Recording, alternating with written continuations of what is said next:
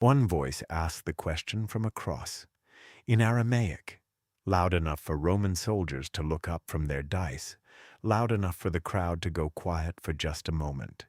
And heaven said nothing. We will come back to that silence, but not yet, because that voice was not the first, not even close. Long before the cross, there was a man in a country east of the Jordan who asked the same question, and God answered him with a whirlwind. There was a king hiding in a cave who asked it in a song, and that song was still being sung 400 years later when a carpenter's son quoted it while dying. There was a prophet who climbed a watchtower, carved the question into the stone of his argument, and waited. God has never punished anyone for asking why. That is what this video is about. The man in the East was named Job, and if you think you know his story, stay with me, because the version most people have heard is missing the part that changes everything.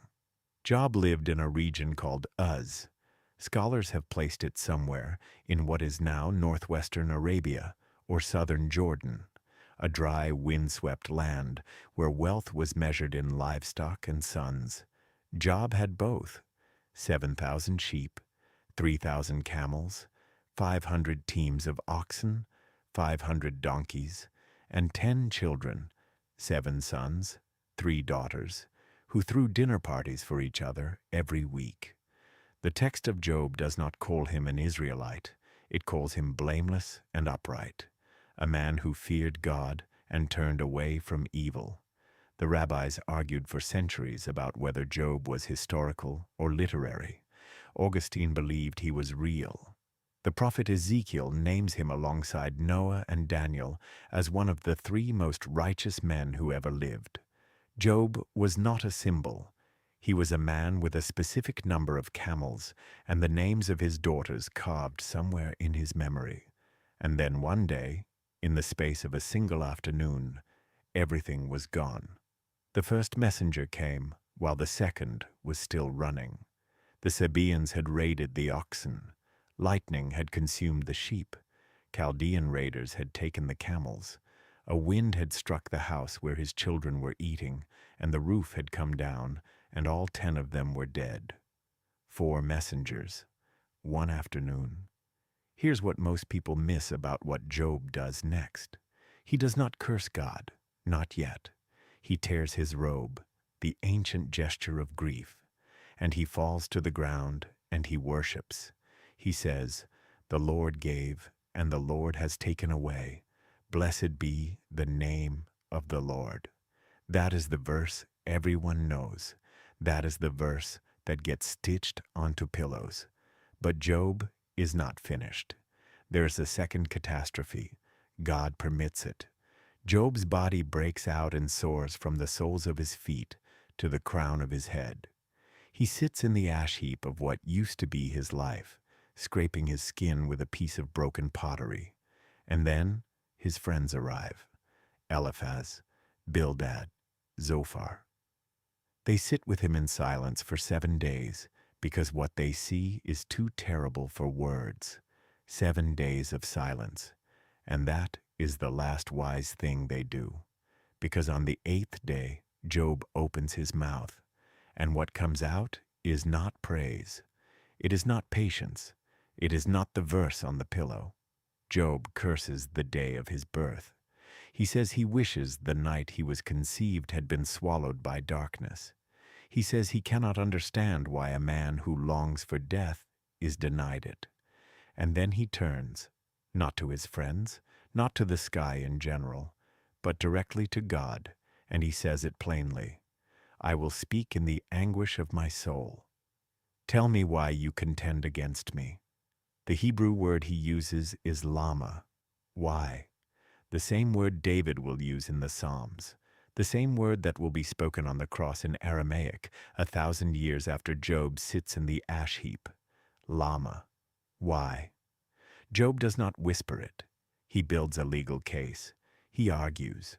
He says in chapter 13, "I desire to argue my case with God." He says, "Will you speak falsely for God? Will you show partiality toward him?" He cross-examines the Almighty. And God, the God who had called Job blameless, the God who had pointed at Job with something that sounds almost like pride, lets him finish. He lets him finish. God's answer, when it finally comes, is not an apology. It is not an explanation. It is 42 verses of question. Where were you when I laid the foundation of the earth? Have you entered into the springs of the sea? Can you bind the chains of the Pleiades or loose the belt of Orion? Job asked why. God answered with a tour of the cosmos. And here is the part that never makes it onto the pillow. Job calls it enough. Not because the questions were answered. They weren't. Not because the children came back. They didn't. Not yet. But because something happened in that whirlwind that is very hard to put into words. Job says, I had heard of you by the hearing of the ear, but now my eye sees you. Before the whirlwind, information about God. After the whirlwind, God. The why did not get an answer. It got a presence. And God turns to Eliphaz, the first of the three friends, the most theological, the most confident, and says, You have not spoken of me what is right, as my servant Job has. The man who raged and argued and demanded answers. Right. The men who defended God with tidy explanations. Wrong. Job is not alone in this, not even close. There is a song in the Hebrew Psalter that begins with 4 words that will one day be quoted by a dying man on a Roman cross. And almost no one in the crowd that day will understand where those words come from. The song was written by David. Scholars place it somewhere in the decade when Saul was hunting him, when David was sleeping in caves and hiding in the territories of the Philistines, and watching his own men grow thin with hunger. The title of the psalm in Hebrew is a technical musical notation. The tune it was meant to be sung to was called Igeleth Hash-Shahar, the dawn deer, a song about a deer running from hunters in the dark before sunrise. The song begins, my God, why have you forsaken me? Why are you so far from saving me, so far from my cries of anguish? Lama. Again. The same word. David does not start with praise. He starts with the accusation. I cry by day, but you do not answer, and by night, but I find no rest. He describes himself as a worm, not a man. He describes enemies surrounding him like bulls of Bashan, like a pack of dogs. He describes his bones out of joint, his heart melted like wax, his tongue sticking to the roof of his mouth. But it gets stranger. Halfway through the psalm, without explanation, without a scene break, without anything that would signal a transition, the tone shifts completely. David writes, For he has not despised or scorned the suffering of the afflicted one. He has not hidden his face from him, but has listened to his cry for help. The circumstances haven't changed. The enemies are still there. The exhaustion is still there. But something internal has shifted, like a bone moving back into joint. This is what the scholars call a psalm of lament. But that word is too soft. What David is doing is closer to what Job did. He is arguing, he is accusing, he is pressing his face against the silence and refusing to move. And then, not because the situation improved, but because the pressing itself became a kind of contact, he breaks through into something. Here is what David could not have known when he wrote those words. 1,000 years later, a man hanging from 2 crossbeams in the sun outside Jerusalem will open his mouth at the 9th hour, 3 in the afternoon, and speak the first line of this psalm, in Aramaic, the language of the streets, loud enough to hear, Eloi, Eloi, lama sabachthani. My God, why have you forsaken me? The Roman soldiers nearby think he is calling for Elijah. Someone runs for a sponge soaked in sour wine. The crowd watches. We will come back to this. Because the silence that follows is not what it looks like. But first, stay with me, because there is a third voice, and this one never gets resolved. Not in this life, not in this book. His name is Heman the Ezrahite. Most people have never heard of him. He is mentioned once in 1 Kings as one of the wisest men in Israel, second only to Solomon in wisdom. He is listed as a temple musician, a son of Korah, a man who served before the ark. And he wrote one psalm, Psalm 88. It is, by every measure, the darkest text in the entire Bible. It begins, like every other lament psalm, crying out to God, calling on his name. But here is the part nobody tells you. It never turns. It does not shift at the halfway mark the way Psalm 22 does. It does not arrive at praise. It does not end with trust or hope or a reaffirmed commitment to worship. Psalm 88 ends with a single Hebrew word, makshak, darkness. That is the last word, darkness. Heman the Ezrahite, one of the wisest men who ever lived, servant of the temple, musician before the ark of God, wrote a prayer that ends in darkness and was included in the sacred hymnal of Israel. Not removed, not corrected, not appended with a note of explanation, included, because the God of the Bible does not edit out the prayers that don't resolve. And then there is Habakkuk, a minor prophet, just 3 short chapters, writing in the shadow of the Babylonian Empire. He watches the violence of his own people go unpunished. He watches injustice operate in broad daylight, and he brings it directly to God. How long, O Lord, must I call for help, and you do not listen? How long must I cry out to you, violence, and you do not save? God answers. But God's answer makes it worse. God says, in effect, I am raising up Babylon. I am sending something worse than what you're looking at right now, to judge the very nation that calls itself mine. Habakkuk's second protest is even sharper than his first. He essentially argues God's own theology back at him. He says, in the Hebrew, hizakta, you have ordained them. You did this. Your own character is on the line here. You are too holy to look at evil, so how can you use something more evil to judge us? And this is where it gets remarkable. God does not punish Habakkuk for the argument. He answers, twice. And in the second answer, he gives Habakkuk one of the most extraordinary lines in all of prophecy. The righteous shall live by faith. 5 words that Paul will quote in the letter to the Romans. 5 words that will strike a match under the Protestant Reformation 15 centuries later. The man who argued with God got the line that changed Western history. Then Habakkuk does something that seems almost impossible, given everything he has seen and everything God has told him.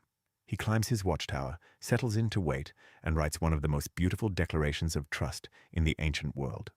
Not because the violence stopped, not because the Babylonians turned back, but because the God who heard the argument was worth trusting even when the argument was unresolved. Pause here. Look at the pattern. Job raged. God spoke. Job called it enough. David accused. Something shifted. He broke through. Heman cried out. Nothing shifted. He stayed in the dark, and the dark was included. Habakkuk argued. God responded. The argument became revelation. 4 different outcomes. The same question.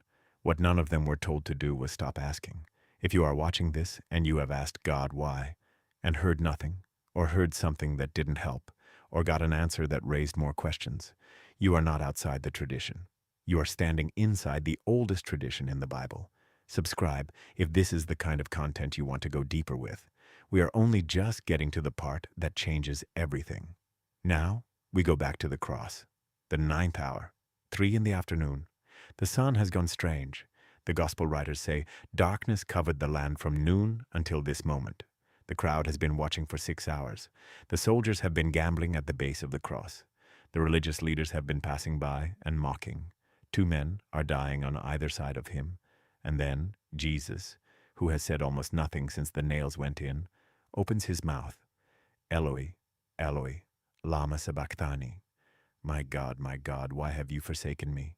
Theologians have spent 2,000 years on this sentence. Some say it is a cry of genuine desolation, that Jesus, in carrying the weight of human sin, experienced actual separation from the Father.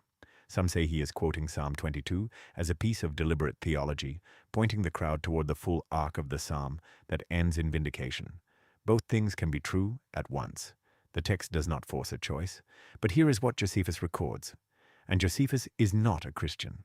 He is a Jewish historian writing for a Roman audience, and he has no theological stake in what he reports.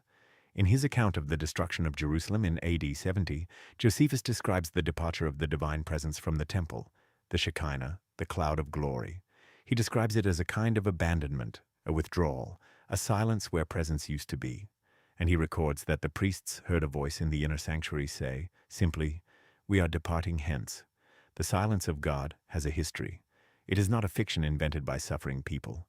It is a documented, theologized, mourned reality in the tradition of Israel. Jesus knew that tradition better than anyone alive. When he quoted Psalm 22 from the cross, he was not improvising. He was doing what every Jewish teacher did with Scripture.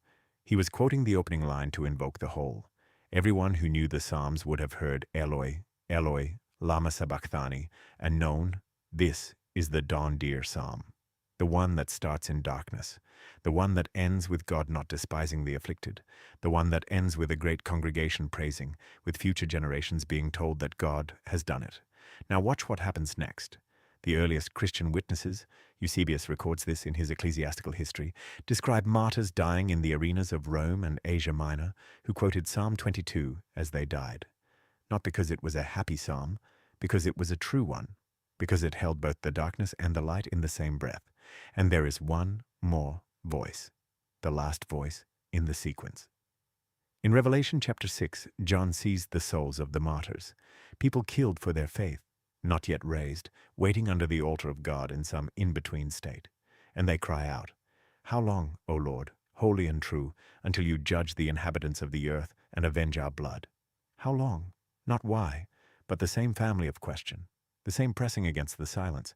And God gives them white robes and says, "A little while longer. Not yet, but coming." Here's the part nobody tells you about that answer. It is the same answer Job got. Not the full answer, not the complete answer. It is the same answer Job got, not the full answer, not the complete answer, but presence and a little while longer. It is the same answer Habakkuk got, not resolution, but enough to climb back down from the watchtower and write a song. It is the same answer the silence of the cross contained, because the third day was coming, and nobody standing at the foot of the cross knew it yet. The why questions in Scripture are never fully resolved in the moment they are asked. Every single one of them is answered in a different time signature than the one in which they were cried. If you are in the middle of asking why right now, if you are in the ash heap, if you are hiding in a cave, if your psalm ends in darkness and doesn't turn, you are not outside God's attention. You are in the oldest conversation in the Bible, and you are in the company of the blameless man, the warrior king, the forgotten temple musician, the minor prophet who argued theology back at God, and a carpenter from Galilee who quoted the same question from a Roman cross. The question was never punished. The question was never rejected. The question was, in the end, answered, but not the way any of them expected. Subscribe. Leave a comment below. What is the why you are carrying right now? We read every one, and if this helped someone, share it. Because someone you know is sitting in an ash heap right now, and they need to know they are not the first. Here are 3 things to take with you. First, the why is not a sign of weak faith. It is the oldest prayer in the Bible. Job asked it, David asked it, Heman asked it, and never got an answer, and was still included. The tradition does not shame the question. It preserves it. Second, God's silence is not the same as God's absence. Josephus records the departure of the Shekinah as a historical event. Eusebius records martyrs embracing Psalm 22 as they died. The silence has been felt by the most faithful people in history, and none of them were abandoned. They were in the whirlwind, or in the dark, or in the little while longer. None of them were alone. Third, the answer almost never comes in the same moment as the question. Job waited. Habakkuk waited on his watchtower. The martyrs under the altar were told to wait. The disciples who stood at the cross went home not knowing. 3 days is a very long time when you are in the middle of it. But the third day came, and the question, all of the questions, every lama, every why, every how long that has ever been pressed against the silence of heaven, was answered not with an explanation, but with an empty tomb. That is not a small thing. That is everything.